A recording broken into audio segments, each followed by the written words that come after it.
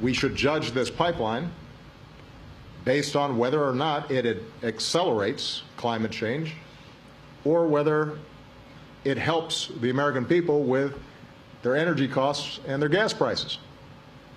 And I have to constantly push back against this idea that somehow the Keystone pipeline is either this massive jobs bill for the United States or is somehow lowering gas prices. Understand what this project is. It is providing the ability of Canada to pump their oil, send it through our land down to the Gulf where it will be sold everywhere else. And it doesn't have an impact on U.S. gas prices. Well, I think he said some important things. The idea that it's still up for some kind of debate whether or not building Keystone XL has a climate impact is, it's absurd. Keystone is a pipeline that is intimately linked to plans by the oil and gas industry to dramatically expand production in the Alberta tar sands.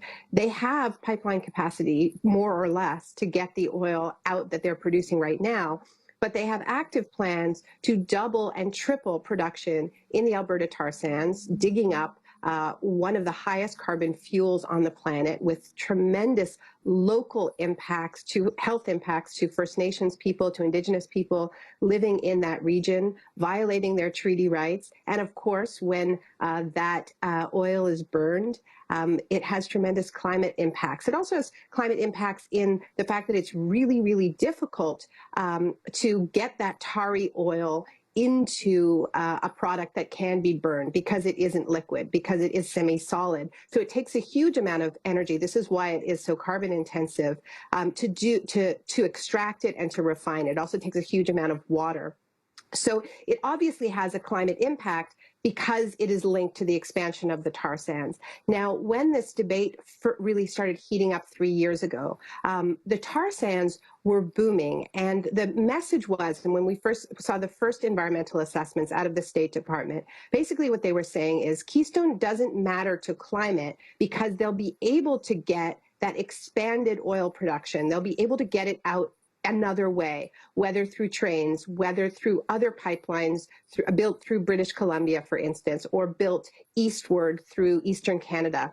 And what's really shifted in 3 years is that that claim cannot be made now because the tar sands are really surrounded by opposition. Everywhere they try to build a new pipeline or expand an existing pipeline, they're facing fierce direct action as well as legal challenges by Indigenous people and by other interests. So, the idea that if you don't build Keystone, they'll get it out anyway is absurd.